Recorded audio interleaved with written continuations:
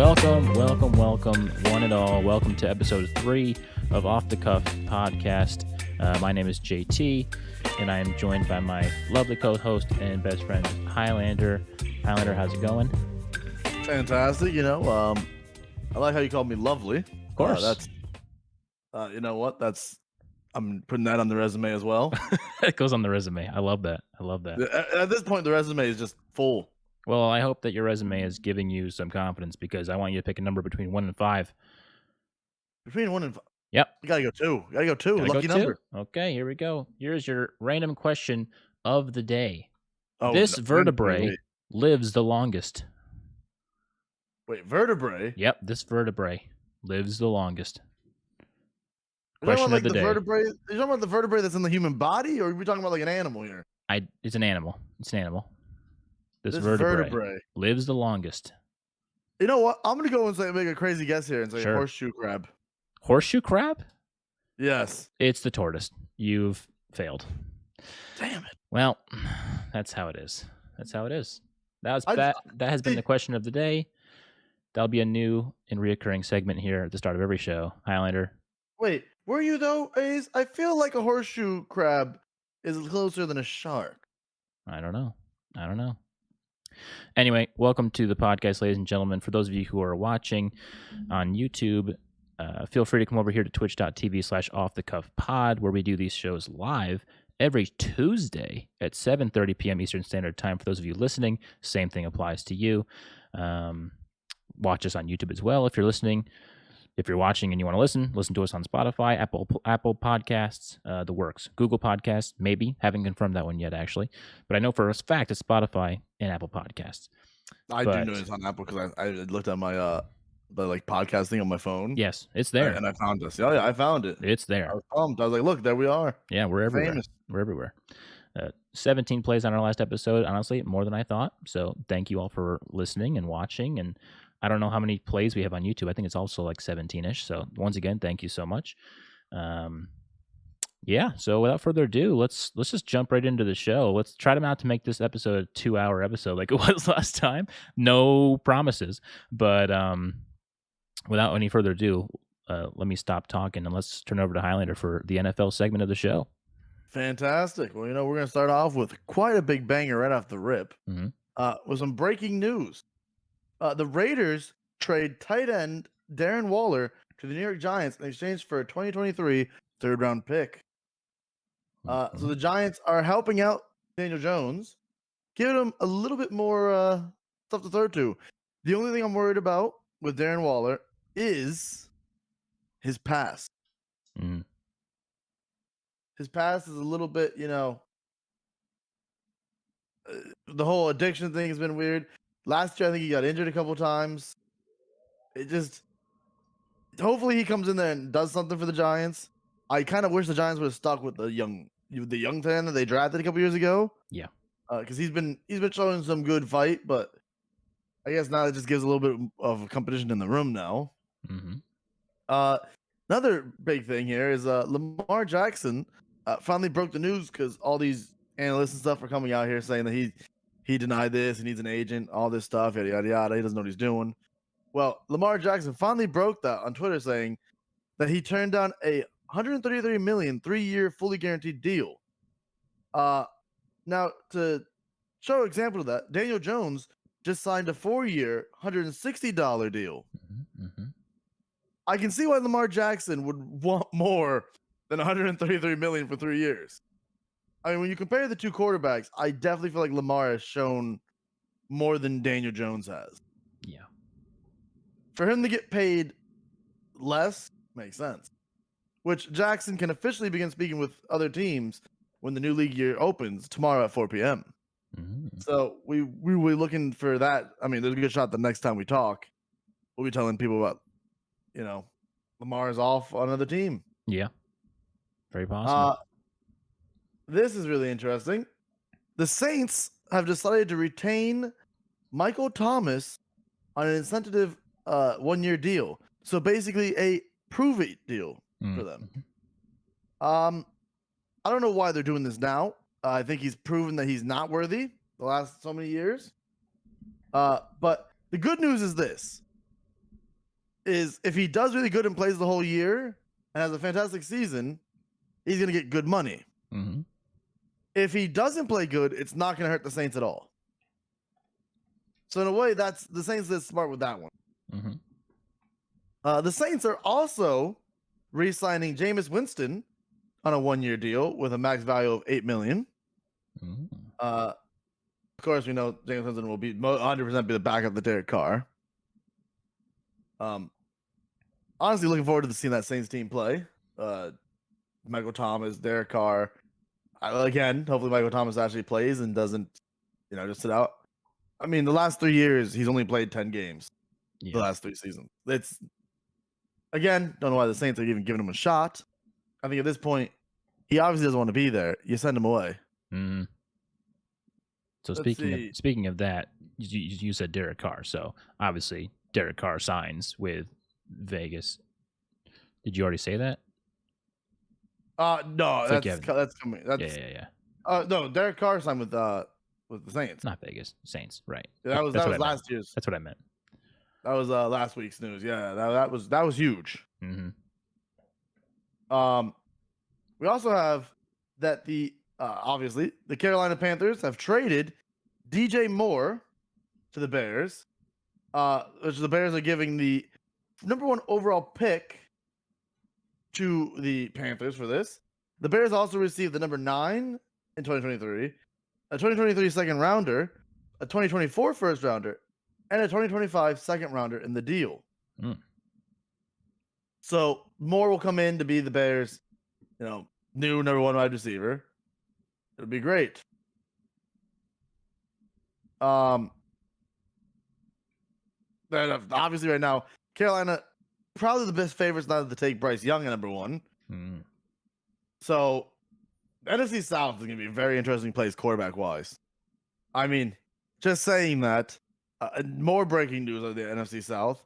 The Falcons signed Taylor Heineke to a 2-year deal worth up to $20 million. As we all know, Taylor Heineke did pretty good when he had to step in and play for the Commanders last year. Not bad, yeah. So, seeing that, everything's fantastic. I think that's a good signing. Falcons, I think, either way, though, I think you start Desmond Ridder if you're the Falcons. You let your rookie from last year come in, let him get some experience. If he struggles too much, you bring on someone like Taylor Heineke. Mm-hmm. This one blew my mind the most. The 49ers and quarterback Sam Darnold agreed to a 1-year deal with a base value of $4.5 million, including $3.5 million guaranteed. His new contract has a max value of $11.5 million with incentives. Mm. A little interesting that the 49ers are really trusting a quarterback like Sam Darnold, who hasn't really shown anything. So does that mean that Sam Darnold is going to be the guy going into the season? Because we know all the injuries quarterback-wise that they have. Right. Does that mean Sam Darnold's going to be the starter? Is Purdy still injured?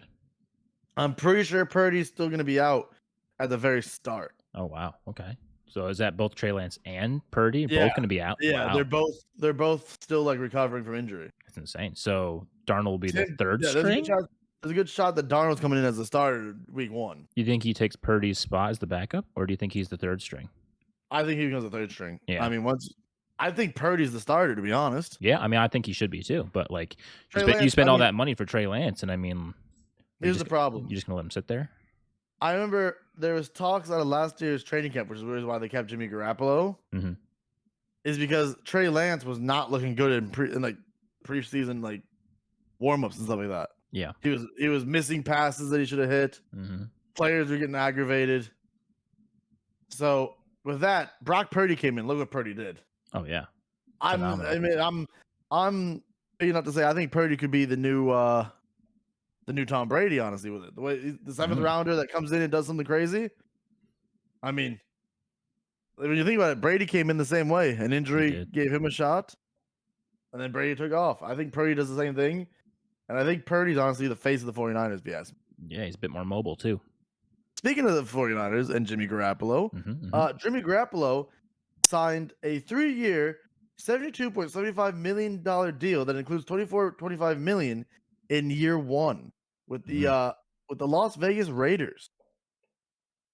So Jimmy going from 49ers to Raiders, interesting. He'll be the new Derek Carr. So he's going to come in and have Devontae Adams to throw to immediately. And then, of course, you look around and say, well, what else does he really have now that they lost Darren Waller? Well, the Raiders came out and said, well, listen, we'll come and get a receiver as well, as they signed wide receiver Jacoby Myers to a 3-year, $33 million deal with $21 million guaranteed. As we all know, Jacoby Myers played for the Patriots the last few years. So that'll be interesting to see how he works into the system there. If he'll come in to be receiver 2, or if he'll just be, the average little slot receiver. Right. We also have cornerback Patrick Peterson signing a 2-year, $14 million deal that includes $5.85 million guaranteed with the Steelers. So the Steelers getting a little defensive help. As we all know, last season was not a good year for the Steelers. But then out of nowhere, they brought in the young rookie. For some reason, his name is not hitting in my head right now. But he came in. Kenny Pickett. Yeah, good call. Yeah. I don't know why I could not think. I kept wanting to say Sam Howell. I'm like, Pickett to Pickens. That's it. Yep, that's what I remember it. I mean, he came in and I think he made them 7-2 at the end, or 7-3, something like that. Yeah. Which led them to almost being one game away from making the playoffs. Right. So I mean, adding a defensive help like a veteran like Patrick Peterson, the Steelers are looking kind of nice. We finally had the Jalen Ramsey trade. Jalen Ramsey was traded to the Miami Dolphins in exchange for a 2023 third-round pick and tight end Hunter Long. So the Rams end up getting the new tight end in this process, and the Dolphins get a better defensive player. That Dolphins team looking kind of scary. I think the AFC East needs to look out for them. Buffalo has some interesting things going on. We don't know what's going on with the Stefon Diggs situation yet. No. I mean, we all know that the whole it's just business, and they unfollowed, the Bills. A lot of things going on there that makes you just wonder what's going on in that whole back room kind of thing. Yeah. The Dolphins getting better. New England's been very quiet, I feel. Very quiet. The Jets, I mean, speaking of the Jets, last I heard is the Jets are very close to doing a thing for Brett Favre. Oh, not Brett Favre, Aaron Rodgers. Oh my Lord, yeah. You know what? It's Brett Favre. What do you know? He's coming out of retirement again. That's crazy. You know what? It's just the fact that Aaron Rodgers is literally being Brett Favre 2.0. Yeah, literally. And literally. Favre, if you look back at it, you can compare. Brett Favre first retired. He unretired and went right to the Jets. Then he retired again and went to the Vikings. Is this a path of what Rodgers is doing? Does this mean that this year he plays for the Jets? Next year, Rodgers will be on the Vikings. Quote me on this. I feel like there's some following in the footsteps here. I've got a live look here at the inner workings of Aaron Rodgers' mind as he makes this decision. Hold on. Look at this. I'm ready. What do I want? Yeah, what does he want? What do I want? No. What does he want? I'm looking for someone. Yeah. Who? Someone. Everyone is listening to me. Yeah. Look at that. What's really funny is, the Jets are really trying to butter him up even more, though. I don't know if you've seen that. Yeah. For those of you who are listening and didn't quite hear that, maybe that was Kevin from The Office with a huge announcement. Everyone was looking at him, and he was excited. That's Aaron Rodgers at this moment in time, pretty much. Just loving the attention, loving the media coverage, and just making everyone hang on bated breath for his decision. So kind of like LeBron. But I mean, we're all waiting for this Aaron Rodgers news. But the Jets are trying to butter him up even more as they sign the ex Green Bay Packer wide receiver Allen Lazard.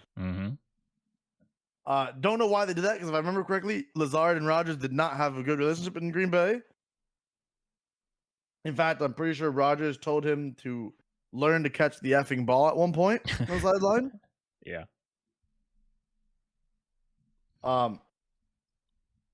I feel like, again, if I'm the Jets, I'm not going all out for Rodgers. I feel like you wait till tomorrow and you go all out for Lamar. I mean, Rodgers is a 1 year and done. What does that do for your organization? Nothing. You bring in Lamar, and that's a couple years. Even more, it could be the face of your franchise if things work out. Right. Why would you not want that over a guy who, in my opinion, has kind of fallen off and seems like he's kind of going off the rocker these days? Hearing like his newer interviews and stuff, that man, whatever he's on something. But yeah.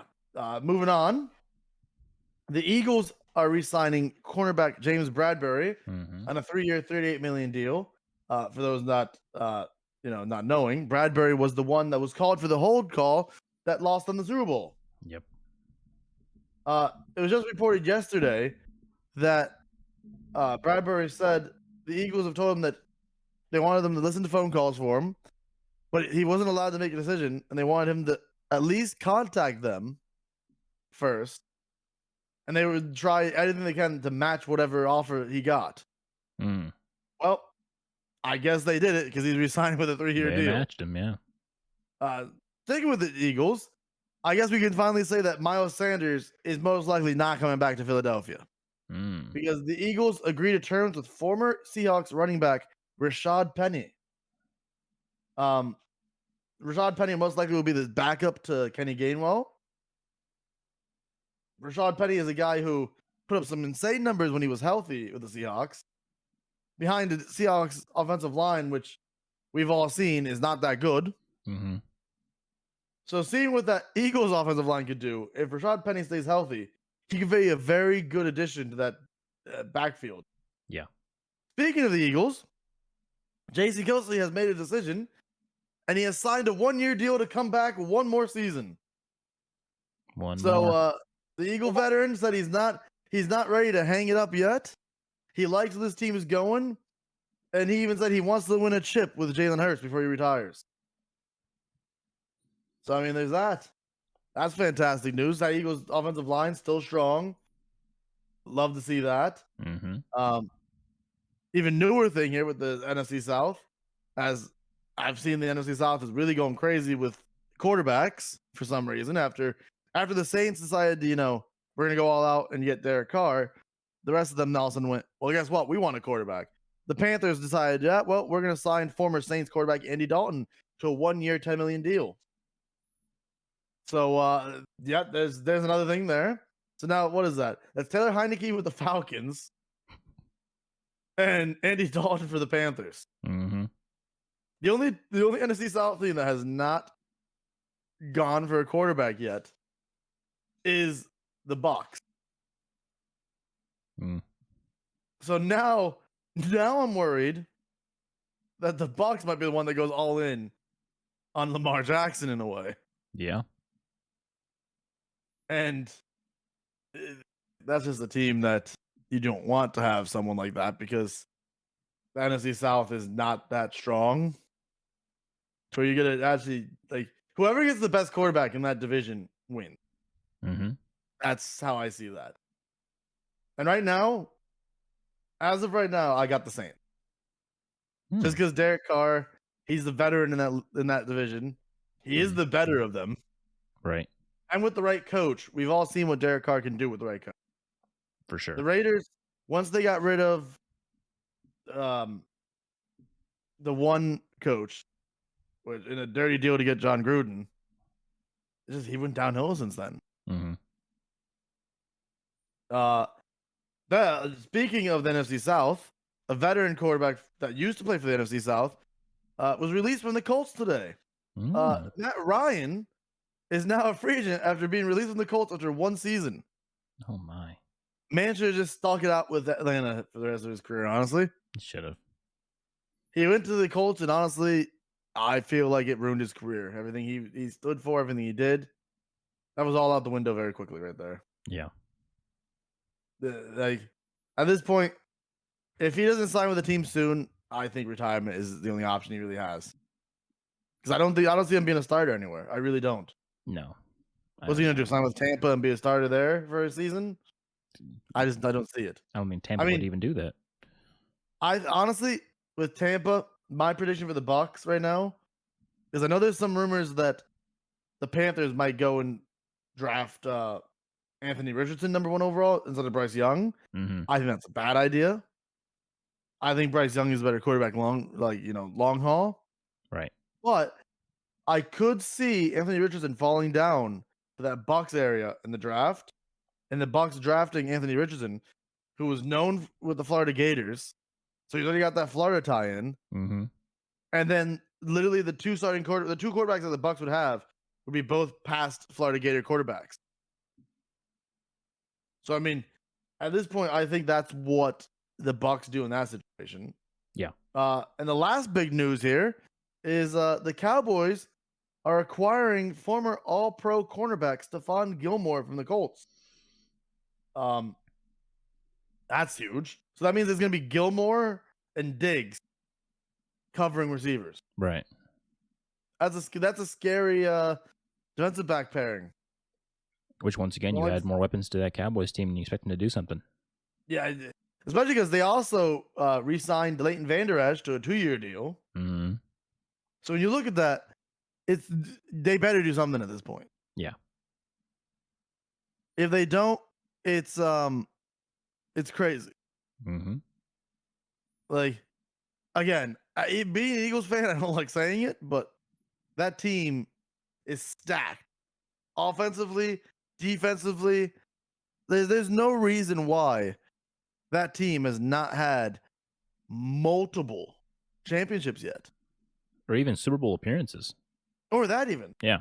I mean, they haven't won a play. Well, I mean, they beat the Bucks. Mm-hmm. But in my opinion, that was the worst Bucks team we've seen in history. Long time. Like, especially with Brady mm-hmm. behind the helm. That team just, at this point, I feel the worst team in the league could have beat that Bucks team in the first round. Right. Just because that Bucks team was just so... The Lions would have done better in the playoffs. Yeah, it would have. They would have. In fact, I still think the Lions have a big run.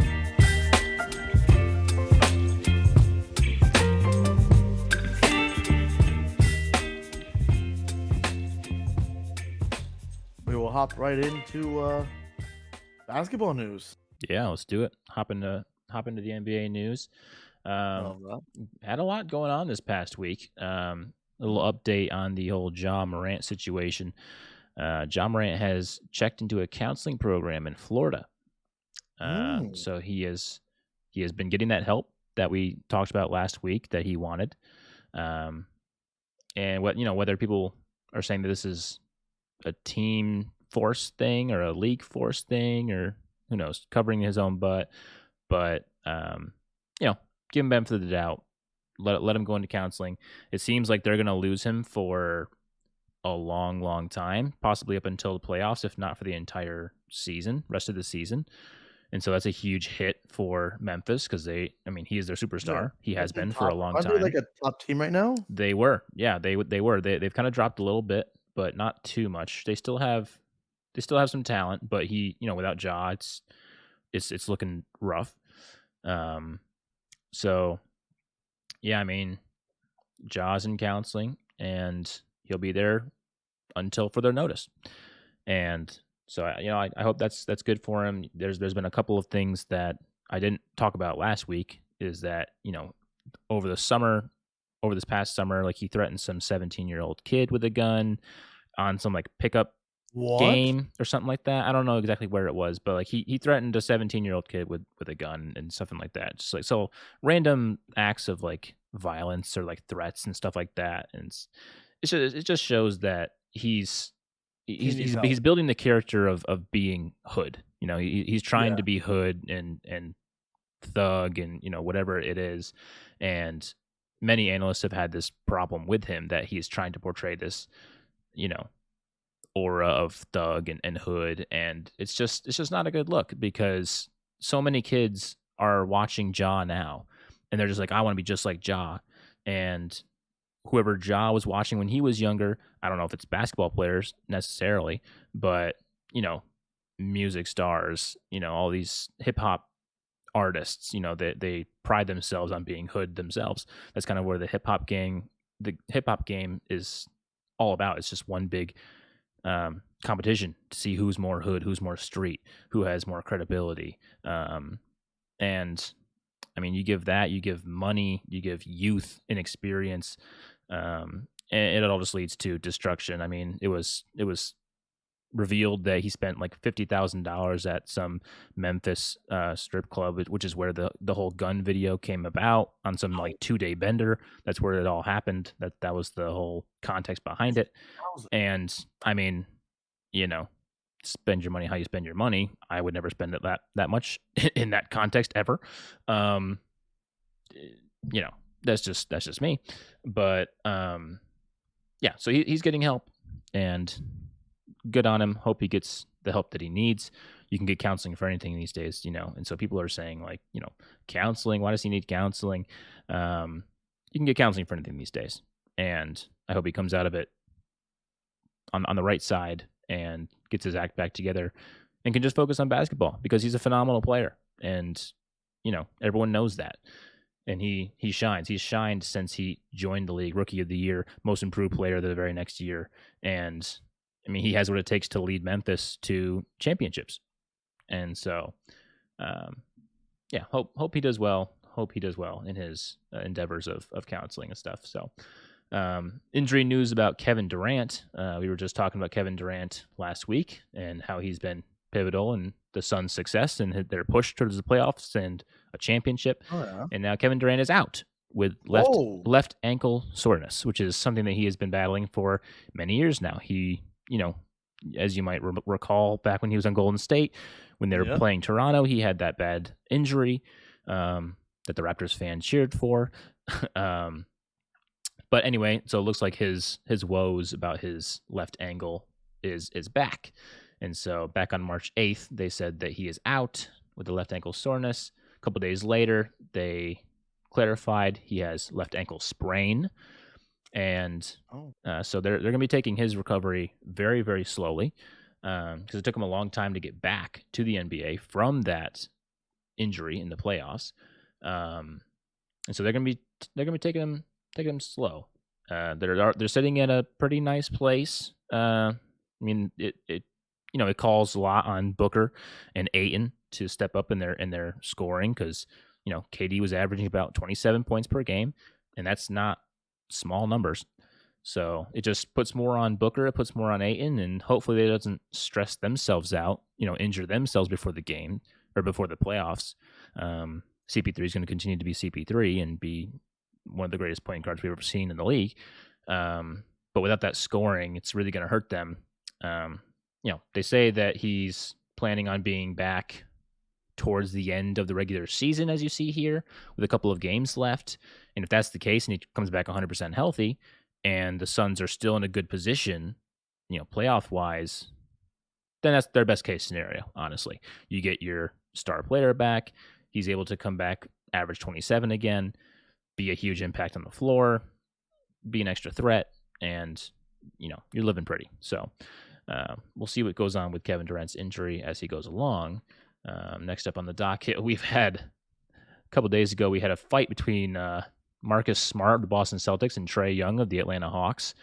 There's a little tussle that went on here where Marcus Smart just threw Trae Young to the ground after Trae Young drives here, and he makes contact with Smart's groin area there, and which sets off the tempers and the flares, and see he's hugging him there, and all of a sudden he just slams him on the ground.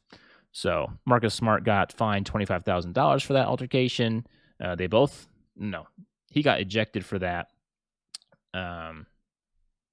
Yeah, not a good look for Marcus Smart. He's the NBA's bad boy, one of the bad boys, at least of the NBA. It's kind of been his personification for a long time. Yet there is getting ejected.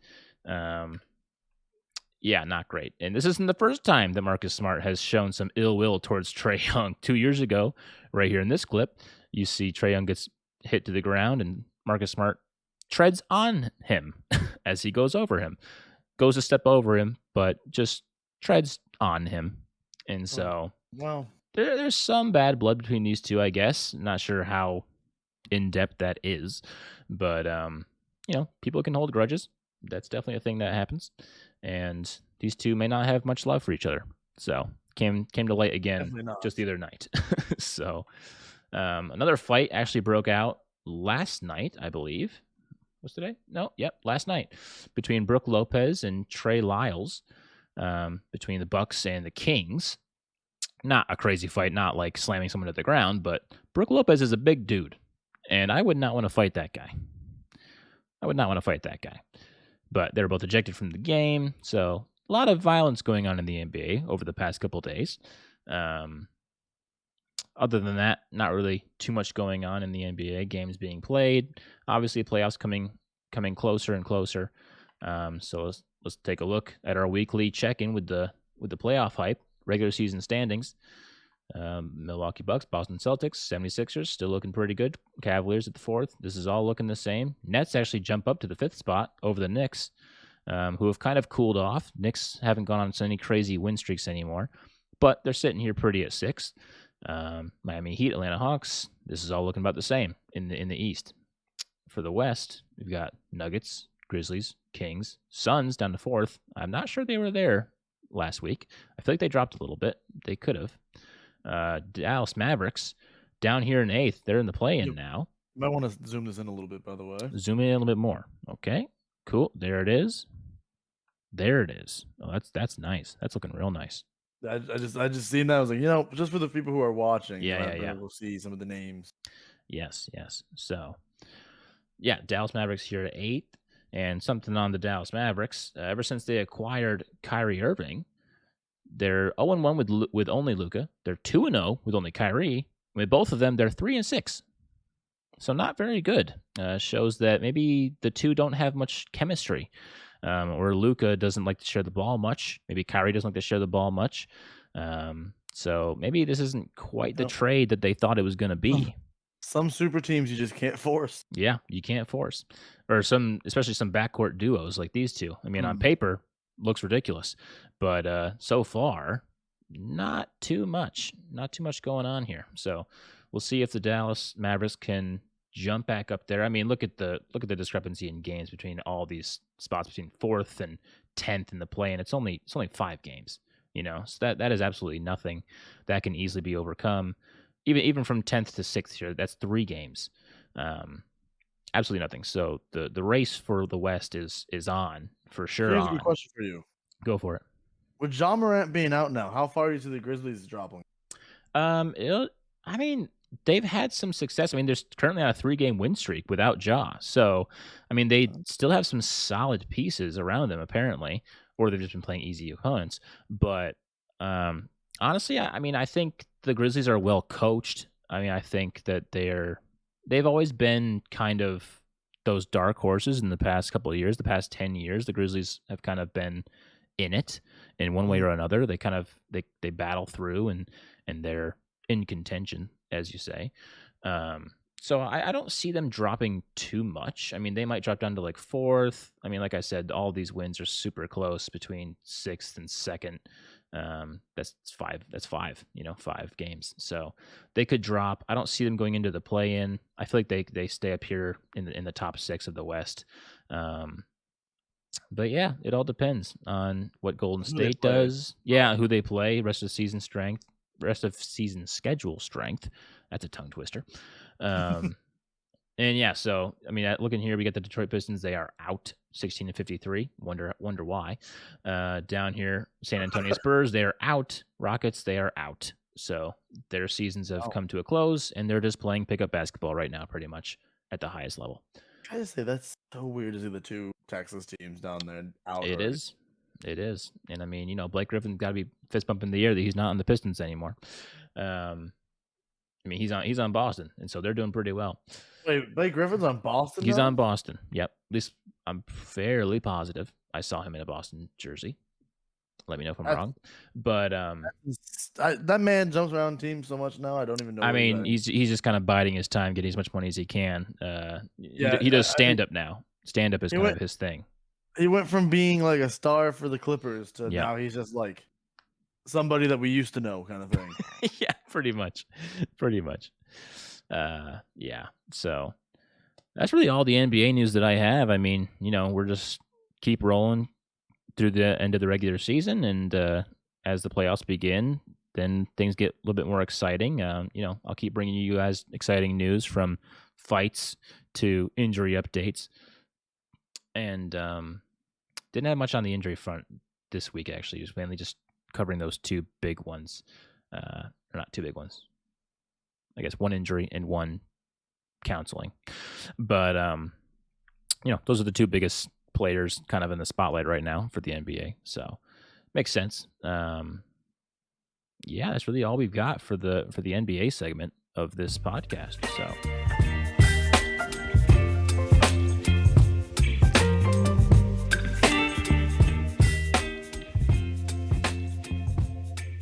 with that being said, let's move on to hockey. Highlander, what's going on with hockey? To be completely honest with you, not much. This is gonna be probably our fastest segment. I mean, basically all that I have is update on standings. Let's take a look. Let's just say that even the headlines on NHL.com don't really have any breaking news or anything. In fact, the biggest breaking news is the Ducks apparently hosted a fashion show. Good on them. It was at that point where I realized, hockey is just kind of. The biggest news is that Boston is the first team to clinch a spot in the playoffs. Which I mean, not people aren't really shocked by that. When you look at it, they've only played 65 games. Yeah. And they've already got 50 wins. This team might actually break the win record. I got a question for you. How come for the OT losses, they only do OT losses? They don't do OT wins? Because when you win in OT, you get 2 points. Oh. So you still get the 2 points like you would do with a win. Whereas overtime losses, you get a point. Oh, okay. So that's that makes like sense. The five points that they've gotten have come from overtime. So that's how you can keep track of that. I got you. Cool. Carolina having a good little season.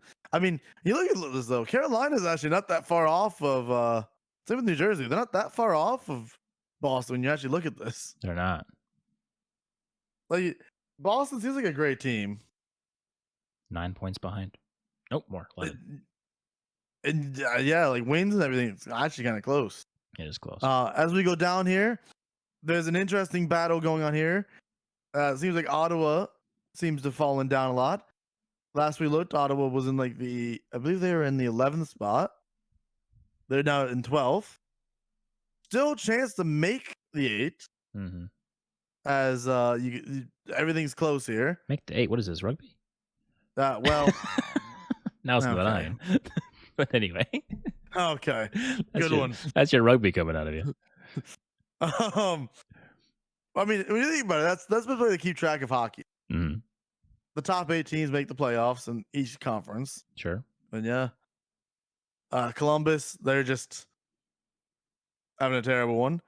Going to the west side, we have Vegas still leading by only 1 point though now. Dallas is gaining on them. With the Kings, the LA Kings are right behind both of them as well. Minnesota also right there. I mean, the West has got to be the most competitive conference for this. Like, I feel like even 8th place Winnipeg right now could make a run and take first. When you look at though 8 to 9, that's where the gap finally kind of starts to happen. Do I see Nashville making a run and making it in? No. I don't really see any of these teams kind of making a run. I mean, the only 2 teams that even have a shot is Nashville and Calgary, as St. Louis is way down. Vancouver, all of them are. The good news is the Ducks are going on a bit of a run. Which is kind of nice. So they're trying to end the season strong. They're not. They went from being the second worst to now. Look at them go. We might actually finish kind of decently. Yeah. Can they get to 12th? Can they get to 12th? Probably not. That's a lot of that's big hope. That's a big gap. I mean, you look at their goals for and against differential. It's still 100. Yeah, it's still. So I don't see that happening. But it's fine. You know, everything's looking good. Vancouver's the one that has to hurt the most. Yeah. Their goals for and goals against is actually so close, and then they're so far down here. Yeah. It's just shocking that they only have 5 overtime losses. I feel like they'd have more, like Arizona and Anaheim. Shockingly, yes. And St. Louis, too. Dang, that's crazy. That's why looking at this, I mean, Boston's still a high favorite. I don't think there's a team that beats Boston this year. Yeah, unless Boston pulls a Tampa Bay from a few years ago, where Tampa came in as the number 1 seed and then instantly got 4-0'd. Hey, let's not talk about that. You know what's really crazy is the team that did that to Tampa was the Columbus team, who's in last in the East right now. So I mean, tells you how fast seasons can change. But yeah, that's basically all the hockey news. Obviously, once the playoffs come in, we're going to be doing, following game by game, round by round, all that good stuff. Yep. Thanks to the NHL not having much going on, this episode will probably be under 2 hours. Well, yeah, as long as the esports doesn't go crazy. Wow. Like it did last time. Yeah. No, I mean, shouldn't just have recap. So. Not bad.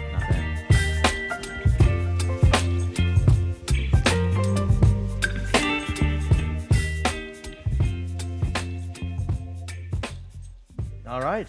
Well, JT, tell us about this insane baseball classic. Baseball classic, yeah.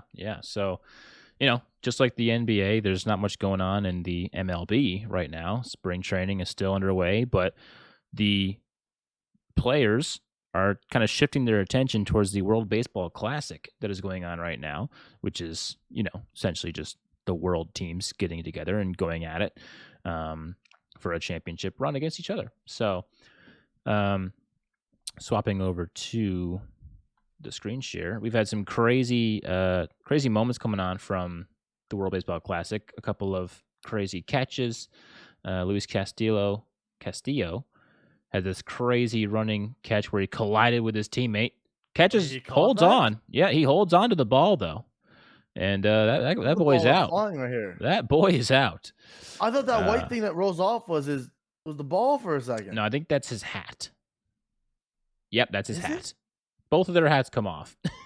And yeah, he still has the ball in his glove. Oh, it is too. Wow. Yeah. I just seen the like white thing rolling. I thought that was the ball. I was like, well, that's a damn shame. No.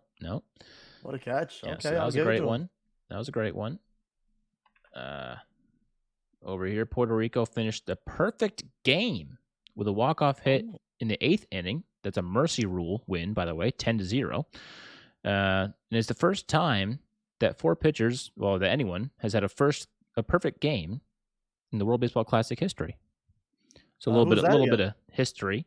Puerto Rico, they won against, who were they winning against? Hold on. They don't really do a good job of like saying it on the jerseys. No, they don't. Puerto Rico shows, but the other team was like blue, but they didn't really have a name on it. Puerto Rico. Who was that? Okay, hold on. We're gonna look here. Yeah, Puerto Rico. Puerto Rico. Who is Nicaragua? I think that was Nicaragua. Yeah. So, first perfect game in World Baseball Classic history. Very exciting. Down here we got, so today, the World Baseball Classic, they're sort of wrapping up the pool play with today and tomorrow. So, Israel, Dominican Republic is playing right now, actually. Canada beat Colombia, and Venezuela beat Nicaragua earlier today. As actually, I have those here. Venezuela improves to 3-0. Only team other than Japan to be undefeated right now in pool play. So they're looking to clinch their pool play. And Team Canada also moves to 2-1 in pool play. which USA just absolutely destroyed them last night, like 12-1 or something like that. So it's good for Canada to get a 5-0 win.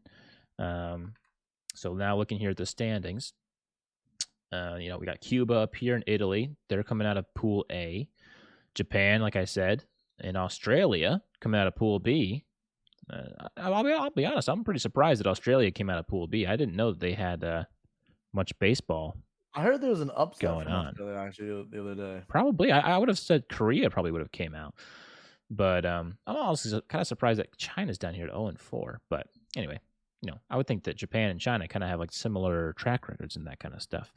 But Japan obviously has Shohei Ohtani, so they get a massive buff there by him.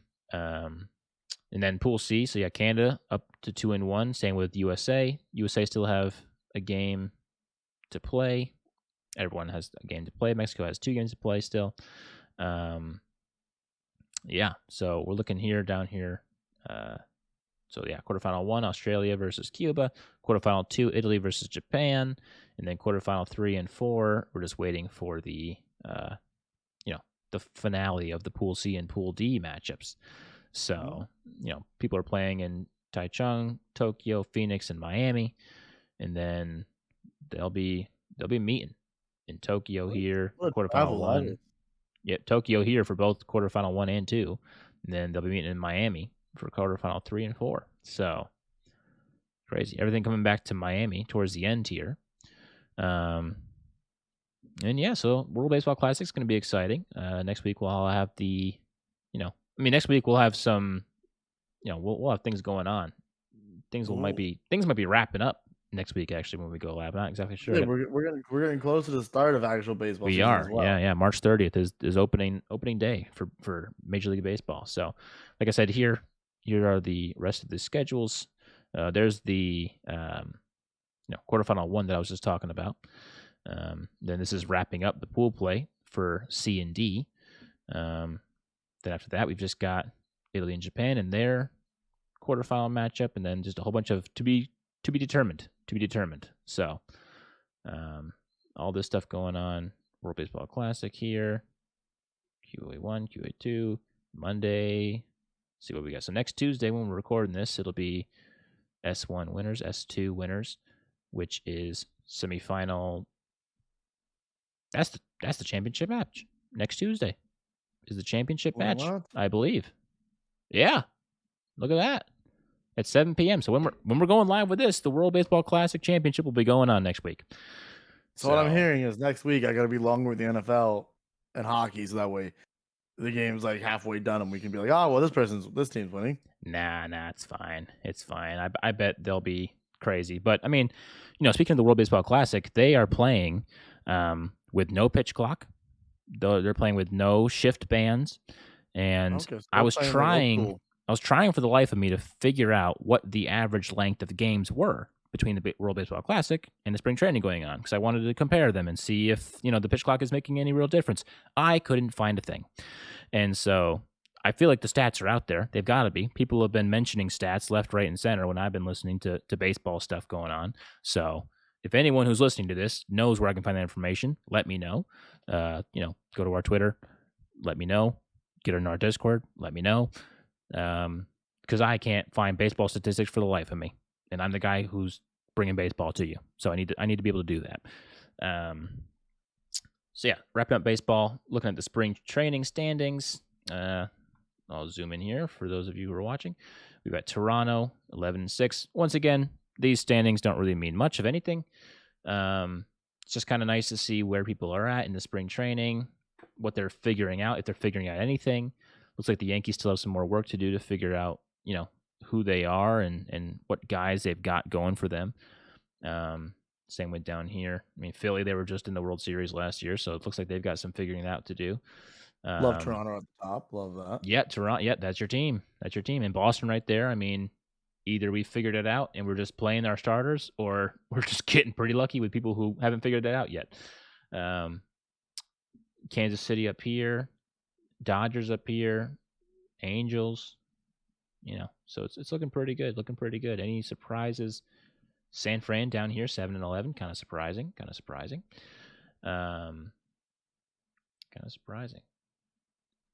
San Diego here 8-10 with their star-studded lineup. That's kind of surprising. But once again, spring training, not too much going on, and players are focused on the World Baseball Classic because they're playing for their region, region. Country. Thank you. I don't know why that word escaped me. Professional here. But that's honestly all that is really going on in the baseball world.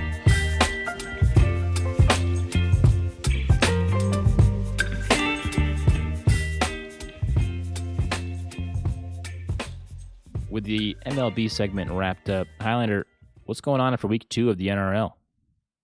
Well, first, I'm going to start out with some breaking news that just happened as we went live.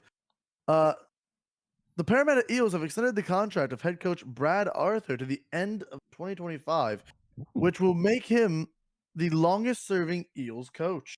Love that. So that's some big news right there. Love Brad. Yeah, what? I barely know him. I was gonna say barely know him, but I love the support you got going on there. Look at his face. Hold on, we gotta zoom in here. Oh, that's You know what? That's a good zoom, actually. You know That's what? a real I good like zoom. this.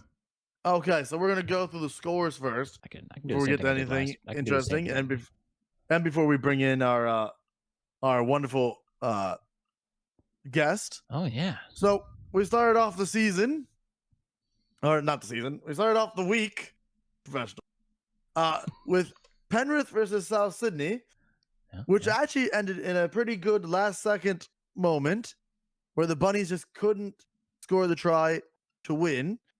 There was a controversial score that the Panthers had in that game that, we'll just say I feel like it should be 12-10 should be the game score, but that's besides the point. There's also a moment in this game in which South Sydney Rabbitohs player Latrell Mitchell faced some racial comments from a young child. Unbelievable that the child would be saying this stuff. Just shows that the parents should also be punished, which is exactly what the coach of South Sydney said. That, the kids should be banned, the parents should be banned. Moving on, though, to the second game, we had Sharks Eels, in which is what I would call was one of the most exciting games to watch. Because, at the end of that game, your eyes are just going darting back and forth because there was interception after interception after interception. Who knows who was going to score? But sadly, the Eels just couldn't do it again. And the Sharks, without Nico Hines, pull it off again. Mm-hmm. Or not pull off again, but they pull off the win to beat the Eels. The Eels are shockingly 0-2. But I don't see that staying. I see the Eels bouncing back very quickly. Again, 2 unlucky weeks for the Eels. They lost last second. Mm-hmm. Don't see it happen again. Then we move on to the Battle of Queensland. We had Broncos versus Cowboys. I was going to say the Eels also do have a very strong start. So there's a couple teams that have really shaky starts this season with their schedule. But the Battle of North Queensland, which was the Broncos and the Cowboys. We've seen Reece Walsh make his debut in Suncorp Stadium. And let me tell you, it was an exciting one as the Broncos beat the Cowboys 28-16 in their home opener. Which I would like to say that our special guest was at that game live. He was. More from him later. Oh, yeah. Going on to the next game, we had Roosters Warriors, where the Roosters, again, they're not looking like the team everyone expected, but they did get the win, 20-12. Of course, everyone expected that Roosters team to be a top 3 team is what I basically saw them as this season with the roster they had. But they're just, I don't know. The Roosters are they're not connecting or something's not going right. Moving on to the next one, which is the most shocking one. The Dolphins versus the Raiders. The Dolphins in their inaugural season are 2-0. Start 2-0. As they have a comeback victory against the Raiders. This Dolphins team is pulling a lot of shockers that no one's seen coming. Yeah, yeah. We move on to the Storm Bulldogs. And this game just showed that the Storm's injuries are just too much. Mm-hmm. As they lost Nelson in this game. And yeah, you could definitely see the injuries are starting to just pile up. And because of that, a lot of players that you don't usually see on the field for the Storm came out. And honestly, that Storm team did not look good. Mm-hmm. As the Bulldogs ran wild for a 26-12 victory. Moving on to the last two games, which was as they called it, the Sunday ticket, which, I was like, okay, calm down, NFL. We got the Knights versus West Tigers. Again, the West Tigers are another team that we thought would do good, but the Knights put off the win. And what was shocking for the fact of, at the end of the game, and actually, you know what? Before even that, the Knights lost Kalen Ponga,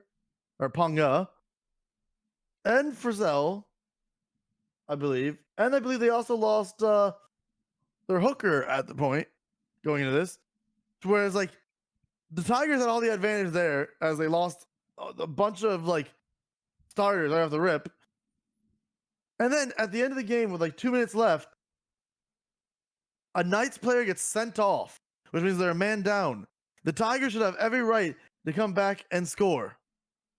The Knights hold them down a man for the whole rest of the game to win 14-12. Well, didn't they get a try? Because weren't they down 14-8 or something like that? I feel like I think that the Tigers got one try. Yeah. They got one try, but then that was it. And then they missed the kick. That's kind of crazy. Yeah, they just No, I don't know if they missed the kick. Did not miss the or kick? Did they? I left at that time, so I don't remember if they missed the kick or not on that one. Actually. I left quite soon after he got sent off. So I just remember them scoring the try, and it being like, "Oh, well, this game is now up for grabs." Yeah. And then, I think it was 12-6. 12-6. Yeah, the Knights ended up taking 2 at one point. Oh, I see. I gotcha.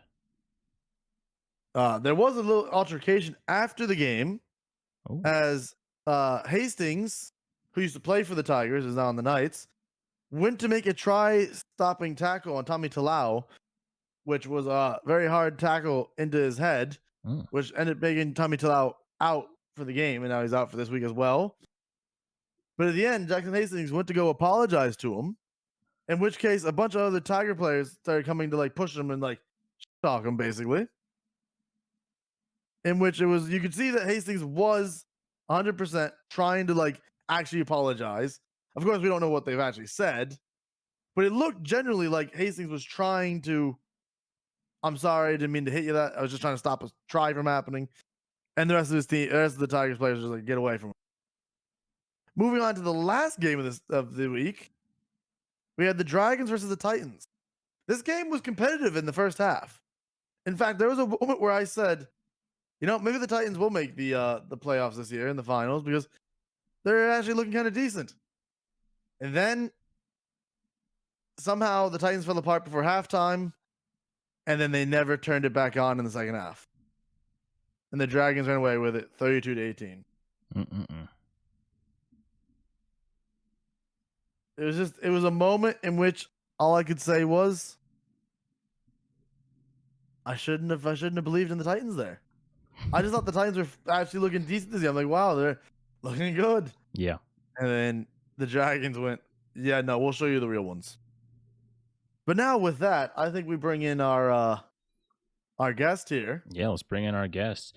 NRL our NRL analyst, Mr. Regal. Regal, how are we doing today? I'm doing fantastic. The boys hear me okay? Yeah, you can hear you fine. We can hear you fine. Wonderful. I'm glad you finally got that sentence out there, JT. Oh, man. Yeah. I don't know what was going on with me there. Collaborator is what I was trying to say, but I couldn't think of the word. Listen, you couldn't say NRL. I don't think the collaborator was the problem. No. The N really tripped me up on the NRL. But yeah, so excited to have Regal here. We got our fancy technology up and running where Regal's able to join us and come on as our NRL analyst and commentator, and the word that I forget again, but correspondent. Yes. This is why we pay him the big bucks. This is why we pay him the big bucks that he hasn't seen yet. But anyway, yeah. So first things first. You were at the Broncos Cowboys game this past week, were you not? I was, yeah. And now, just for the audience's sake, your team is not the Broncos nor the Cowboys. Your team is the Melbourne Storm, correct? Yeah, it just so happens that I live in Brisbane, and I used to hate Brisbane as a team. Growing up, my mum from New South Wales, she hated Brisbane, even though she decided to come up and live here. But as I got into the NRL more, I just decided that, kind of made my own opinion that they were such a fun team to watch. And so I've just progressively enjoyed going to their games, watching their games. But my heart's wrong side with Melbourne. Melbourne Storm, yeah. Melbourne, yes.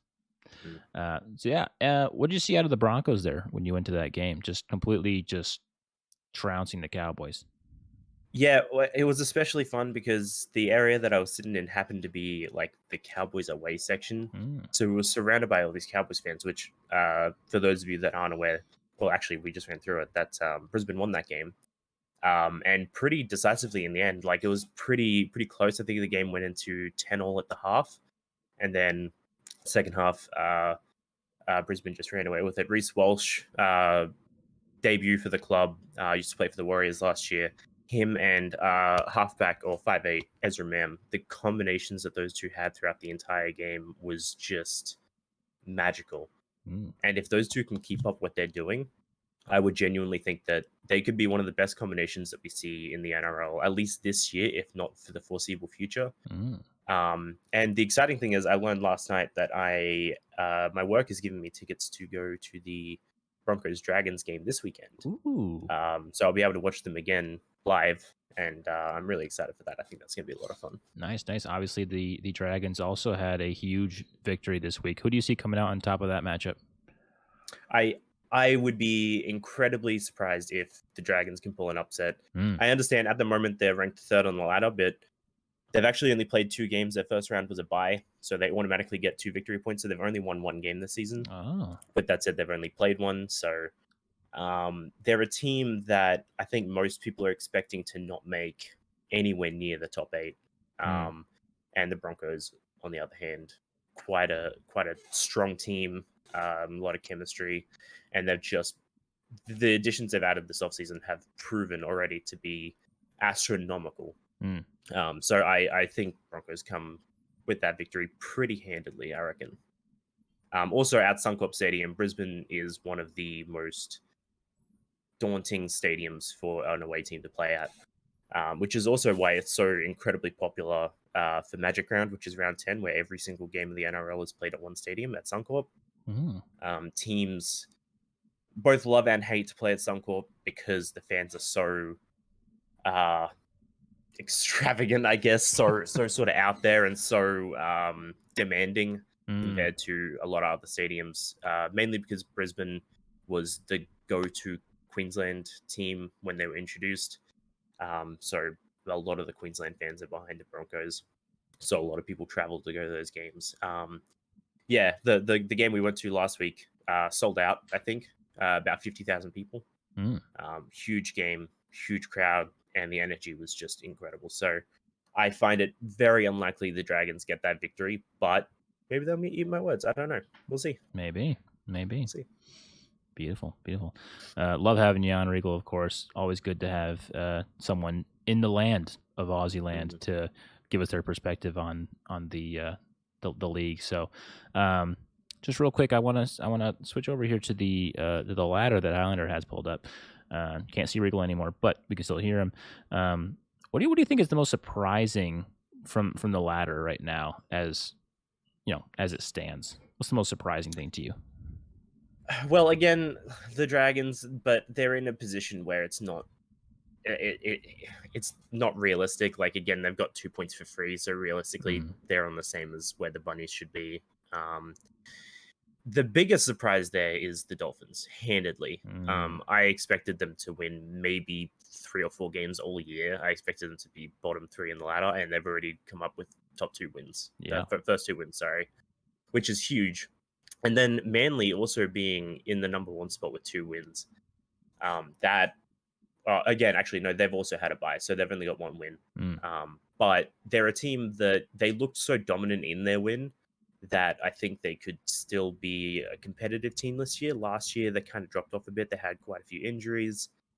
So, they could make the 8, but the Dolphins handedly, definitely impressed with how they've been this year. I'm starting to actually like them, which anyone that knows me from preseason thought that they would be an absolute shambles of a team. But yeah, I think that's pretty surprising. Also, actually, I'd like to point out Melbourne being 12th on the ladder is also a huge surprise, but for all the wrong reasons. Why is that? Elaborate a little bit. Well, and Melbourne's a team that most people may expect to make the grand final almost every single year.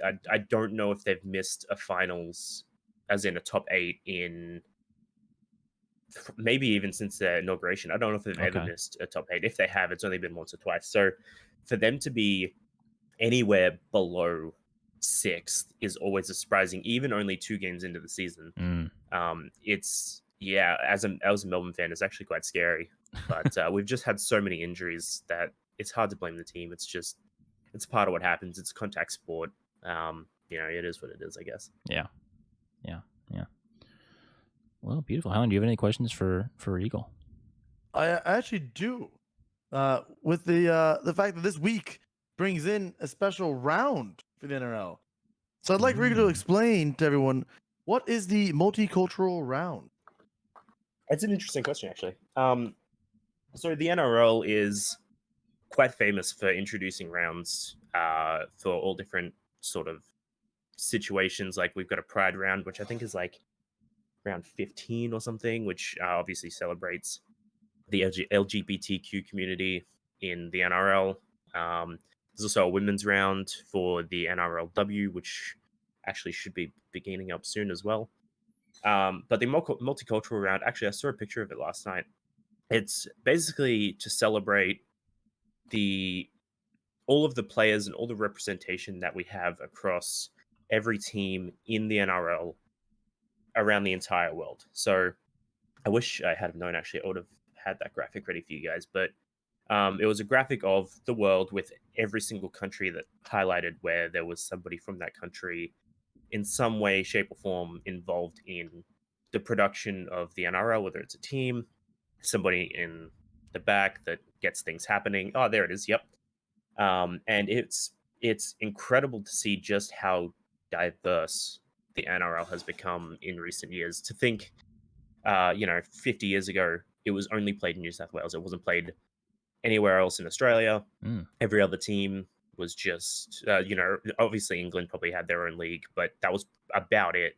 And now you can see just in Australia alone, in one competition, how many different nationalities and personalities are involved. And it's basically just around to celebrate that. And I think it's one of the more valuable rounds that we have, where people really feel like they get represented, which is it's nice. I like it. Yeah, that's really interesting. I like that. I saw the same thing as well this morning as I was looking and preparing for today. I was just like, multicultural, what the heck is that about? So yeah, really glad that you brought that up, Highlander. Yeah, good stuff. I just remember last year there being like a bunch of different round things like that.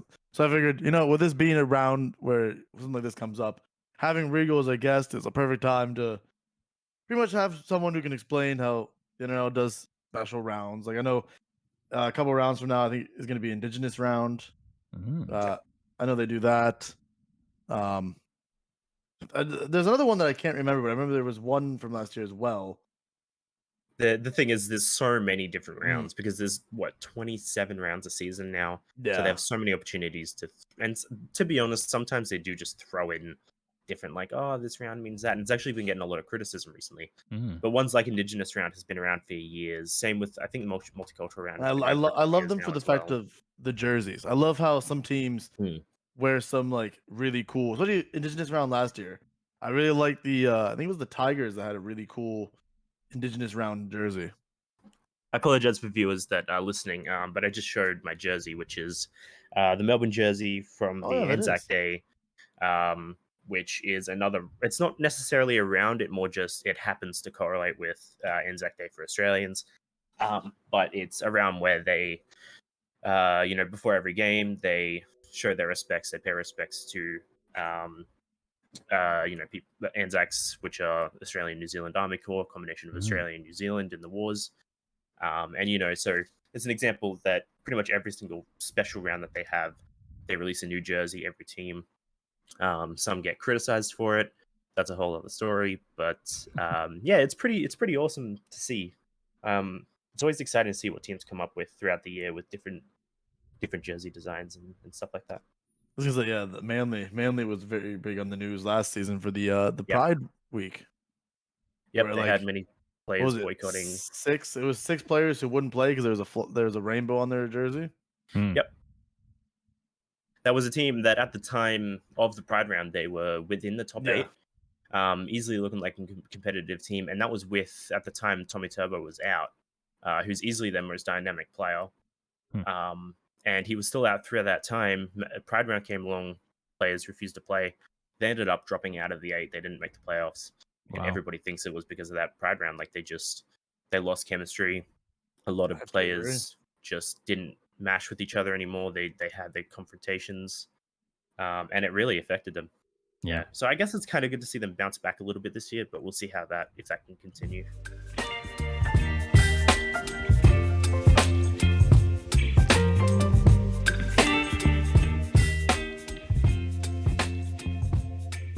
Thank you for Regal for coming on and being our NRL correspondent. There we go. Got that one right this time. Professional. So, I mean, without further ado, we are just mowing through this episode here. Let's get to Let's get to esports. Let's go. Esport report. So for those of you who do not know, there is a video on our OffTheCuff YouTube channel of Hylander and I watching and reacting along with the Major 3 finals for the CDL that happened. Grand finals, yes, not the entire weekend, but the grand finals, at least the one that counted. That's over on our YouTube channel. Go check that out if you haven't and you want to check out what Call of Duty is all about. It's a good way to get into it and see what it's all about. We don't really explain much. Maybe we'll do that next grand final that we watch together. But CDL does a pretty good job of explaining as well. If you want to go a little bit deeper into what the heck is going on, if you guys like it, we'll do more of that kind of stuff. Yeah, maybe we'll react to like the grand finals, like Overwatch stuff. Different things. Hey, I mean, you guys get us high enough, we could be a CDL watch party partner. That would be that'd be insane. Probably ain't gonna happen anytime soon, but we have aspirations. But goals, goals. So anyway, like I was saying, CDL just had their Major 3 happened this past weekend, and Toronto Ultra, the team that I picked last week, won it all.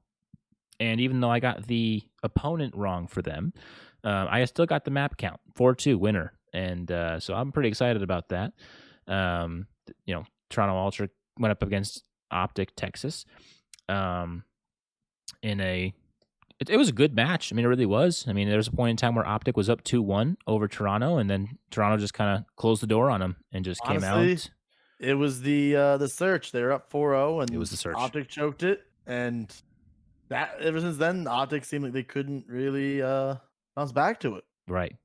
Yeah. So, I mean, Toronto had a great. They just had a great major. They went right through the winners bracket, didn't drop down to the losers, and just took care of business in the grand final. And so, I mean, this man right here, Scrap, he had a crazy one. He was actually the Major 3 MVP. Scrap was. great story from him. He's a up and coming player. He was in Challengers last year, and so to come up here, and he's a talker, and so he was talking all about how he couldn't wait to become a part of the league and to just completely obliterate the guys in the league because they're not that good. And he comes in and he's backing up his trash talks with a championship and an MVP. So no one can really doubt who he is anymore and what he brings to an organization. So exciting to see from him.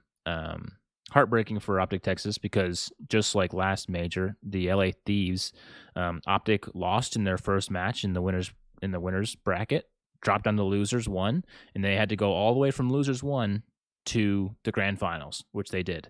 Same as LAT at major 2. Same result. They both fell short to the guys who came from the winner's side of things. And yeah, it's just absolutely crazy. It kind of did because for those of you who don't know, I was rooting for Optic as the underdog. Yeah, because it's always good to see the underdog do it. And I don't know, I've always been the kind of underdog person. Mm-hmm. So to see them come in, pull some huge wins that we didn't think they'd do, knocking down Seattle, knocking down Boston like it was nothing, knocking down FaZe like it was nothing.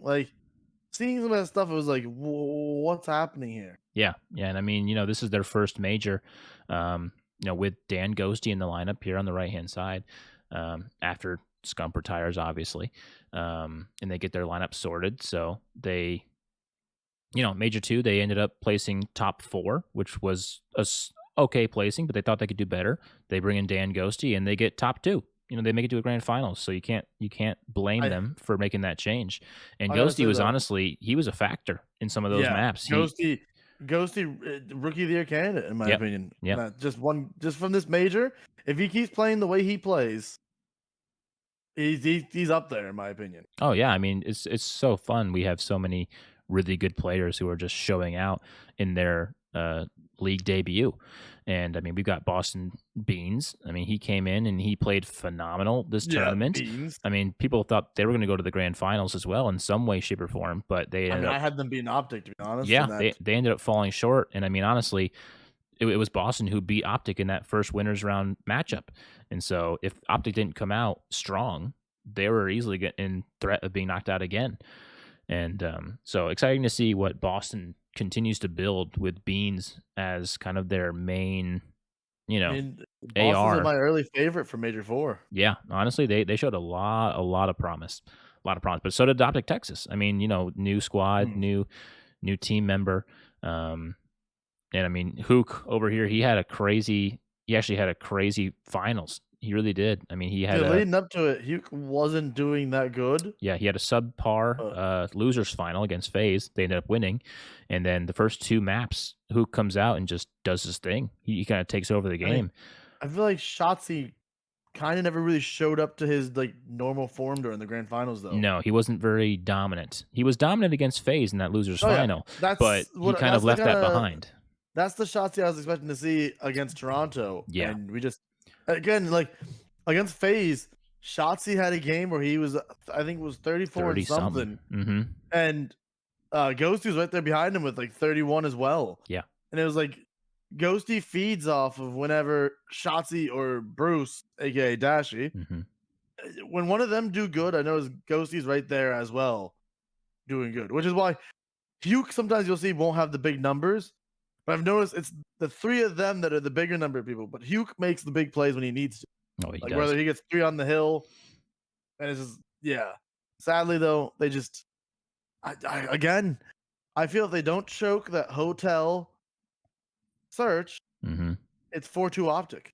Yeah, and I mean, you got to take into consideration the way that the CDL is run, too, with their majors. I mean... The final day, so for the majors, there's 4 days that go on for every major, and for the last day, let's see if this is that's the total play. That's the total standings. That's also that. I thought I had the actual bracket. I don't. But what they do is they play the winners final, or not the winners final. Yeah, the winners final. They play that first. And then it goes down to the losers semifinal, into the losers final, into the grand final. So Optic had to play 3 matches back to back to back, which could do one of two things. It could either up your, up your play and make you really hot and you go into the grand final and you're completely warmed up and you're ready to go, or it can gas you. And it kind of gassed them a little bit, maybe, but I mean, they played really well. For the other side of the way, you've got to wait for 2 games in between the game you just played. So Toronto had to wait 2 games before they could even play the game again. They had nobody to practice against because everyone was getting knocked out of the tournament. So why would they stay? They have no one to scrim against on the Toronto side, and they still come in and they take care of business. So either way you flip it, the league doesn't have a very good handle on the way that they have those last 4 matches. I mean, they should have the losers semifinal first, then the winners final, then the losers final, then the grand final. I mean, it just makes sense to me. And in old Call of Duty titles, old years, they've had 2 best of 7s. Not best of 7s, 2 best of 5s in the grand finals, which if the losers from the losers bracket came up and they won a best of 5, the bracket would then reset, and they would have to do it again in order to get the championship. Whereas the guys coming from winner's side only have to win 1 best of 5 because they haven't lost. So why would they need to win 2? And everyone, I mean, a lot of people really enjoy that way of Call of Duty. And, it makes the losers have to fight even harder. It gives the winners a little bit of a reset. And, it's the way Call of Duty should be played in a lot of old Call of Duty fan minds, and even players. But so yeah, I mean, this is the final placing for the major. I mean, the most surprising placement here is got to be the Las Vegas Legion up here in 5th, 6th. I mean, I had them getting knocked out in the first round. I mean, I really did. Or maybe they won the first round. I'm not entirely sure, but I'm pretty sure I had them getting knocked out and being top 12 here. I feel like the most shocking is Seattle. Oh yeah, Seattle just choked it. It was a big shock. I mean, they had a pretty good first 2 days, and then that third day they just kind of lost all momentum and steam. Again, it's not Pred's fault either. There was times where Pred was having the 20 kills that he needed, and just nobody else was helping. Yeah. You can see that Pred is just over here going, please just send me the Optic already. Right. Exactly. At this point, Pred, you can tell Pred is just done. He's over it. He wants the new team. Sadly, I don't think that's going to happen anytime soon. I still think that's going to happen in the offseason. It's going to happen in the offseason.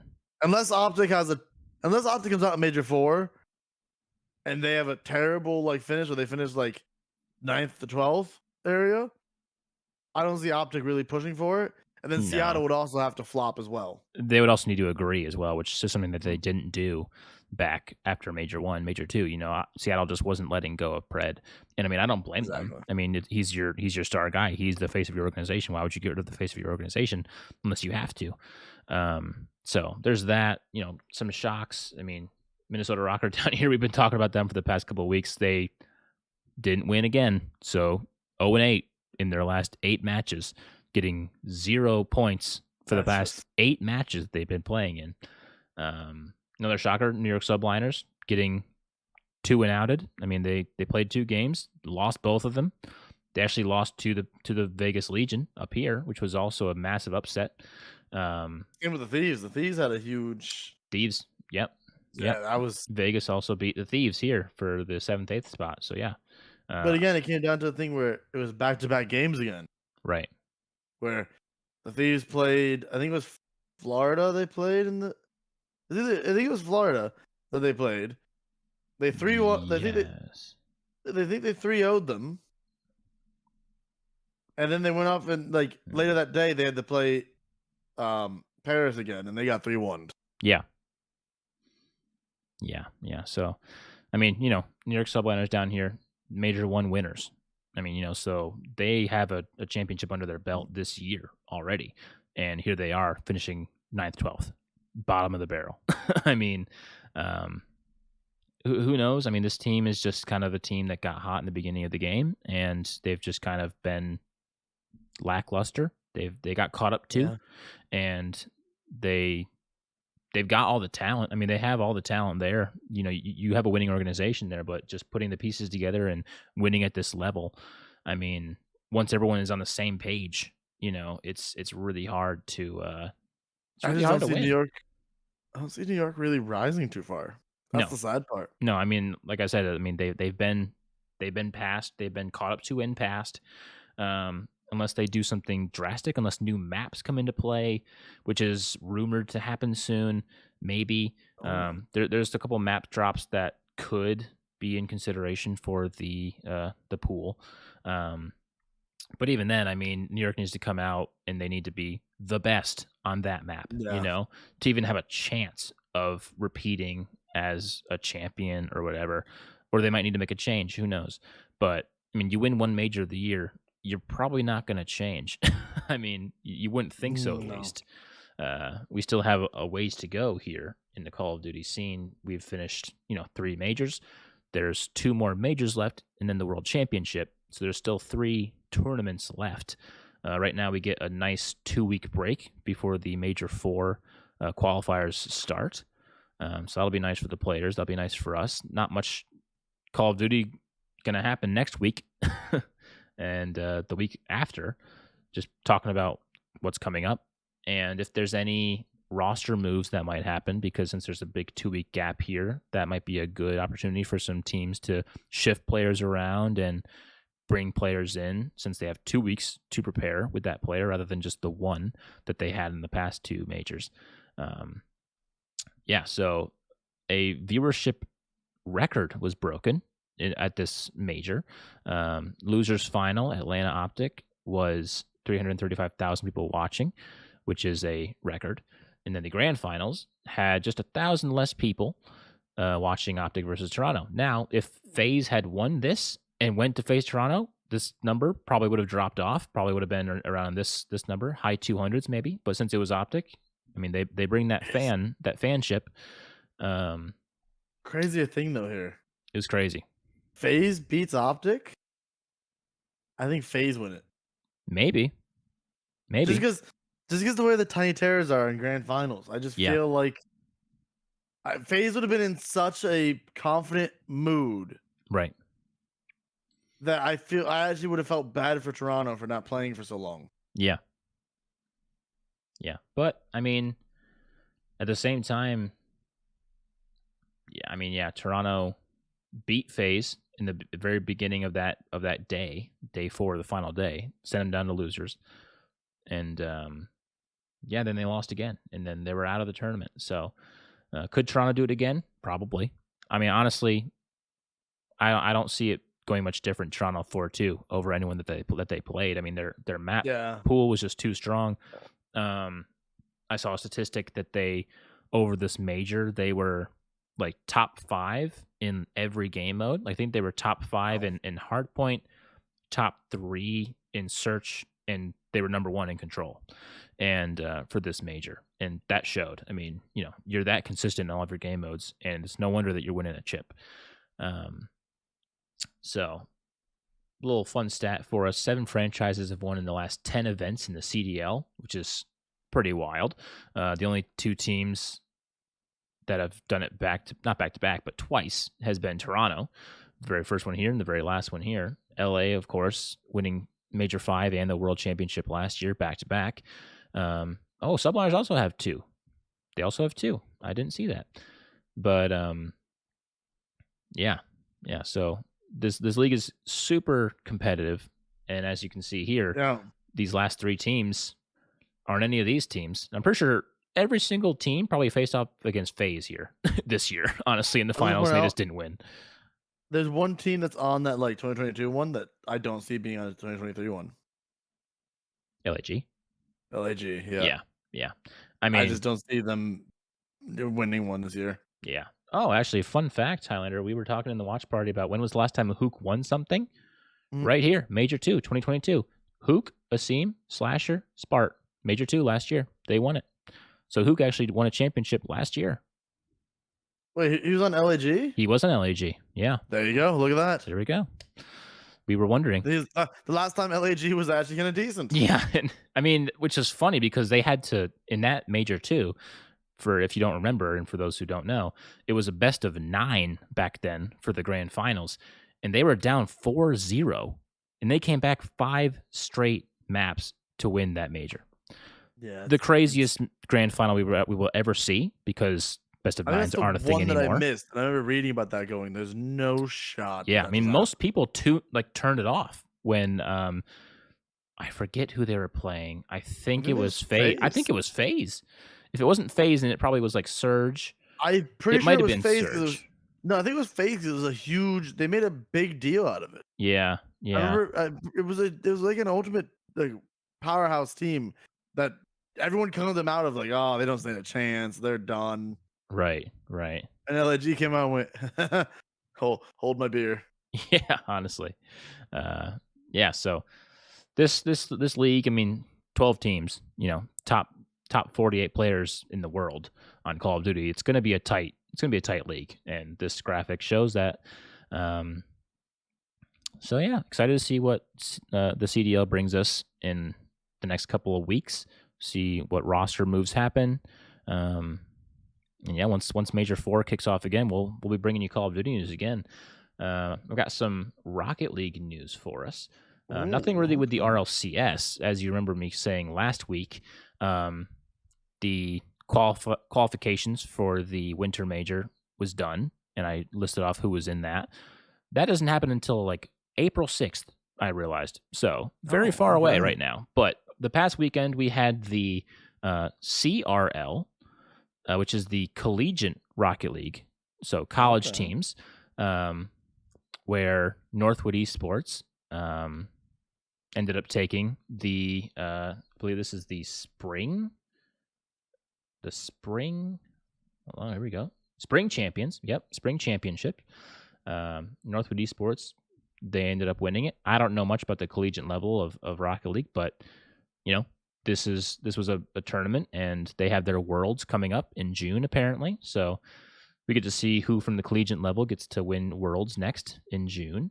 And yeah, so that's really all that's going on for the Rocket League space. I mean, they have the Winter Major coming up in April, as I said, and then they have their spring qualifications going on a little bit later after that wraps up. So that's really all for the Rocket League news. Hylander, do you have any Overwatch news or any esport news at all? There's really not much Overwatch news until I want to say it's like March 25th. I think is when things really start getting heated up. Yeah, I know they've been doing like a little bit of that like Path to Pro thing that they're doing this year. I couldn't find anything on like brackets or anything on that. Because I was gonna go through that, be like, oh, this is the teams that are looking like they might be competing for the chance to be pros, right? But I think that's a little interesting of a stat. That I kind of would like the CDL to do that in a way. There's like new Path to Pro thing they're doing, where like players of the Contenders League, like or teams that are the Contenders League, have a chance to make it into the East, into the West part of the actual like OWL. And like face against these top teams, right? And in a way, I would kind of like the CDL to do something like that as well, because again, it would give us more teams as well. You know what? Actually, let's turn CDL into like how the Euros are. Like soccer is over there, right? And like the Premier League, yeah, where there's so many top teams stay. Teams that finish like below something get relegated to the contenders. That'd be an interesting take. I mean, the only problem then is that teams pay $25 million to buy a spot into this league, and then you get relegated down to nothing. That needs to be. It needs gone, to change. In my opinion. It needs to change for sure. I mean, I'm not sure that's how you do that without teams feeling like they get they got the short end of the stick, because that's just how it is. But I mean, if you want to like make new teams, expansions that might buy in for less money, and then maybe later on more teams will come in where you need to have that relegation. It would definitely be an interesting take on how it's done, but I would love to see it happen, but I just don't see it happening, unfortunately. To me, if I mean, either way, the CDL has to grow from 12 to something else at some point. It does for sure. I mean, we need to go to at least 16 teams, if not 20 teams. That'd be great. Like I said, once you add a certain amount of teams, you don't need a loser bracket. You just go and it could be fun. Yeah, you have like little mini tournament things, and that's why I said the whole like if they could somehow turn it into the Premier League kind of thing, where like there's. I mean, again, you would have all your top teams obviously stay. I feel like the only teams that would really be battling for, relegation would probably be like contender teams. Yeah. Because I highly doubt you'll see like Optic down somewhere being like, oh, Optic's gonna get relegated. They might. I don't know. It all depends on how their organization goes in the next couple of years. Yeah, but sure. I doubt it. With Hex at the helm, I really doubt. I really doubt. I have a lot of confidence there, honestly. Yeah.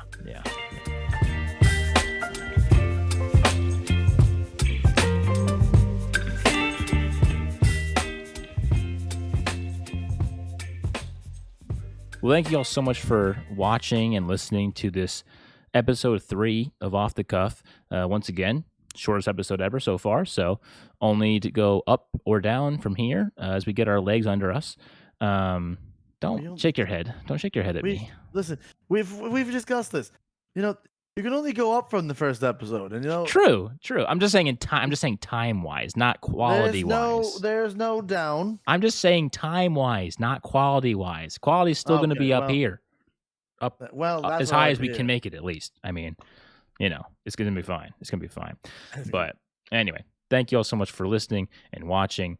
If you are listening, feel free to come check us out over on our YouTube channel and over here on our Twitch channel, where we live stream these recordings every single week at Tuesday nights, 7:30 p.m. Eastern Standard Time. Watch the videos on YouTube as they go live, the same time they go live on your audio network of choice. For those of you who are watching, and if you want a audio experience, check us out on Spotify. Check us out on Apple Podcasts. Check us out on anchor.fm/offthecuffcast. To find out all of our audio sites. Once again, I'm not sure if Google got their act together and put us on there or not yet. I will double check. But without further ado, I'm JT. That has been Highlander, and we will see you all in the next episode.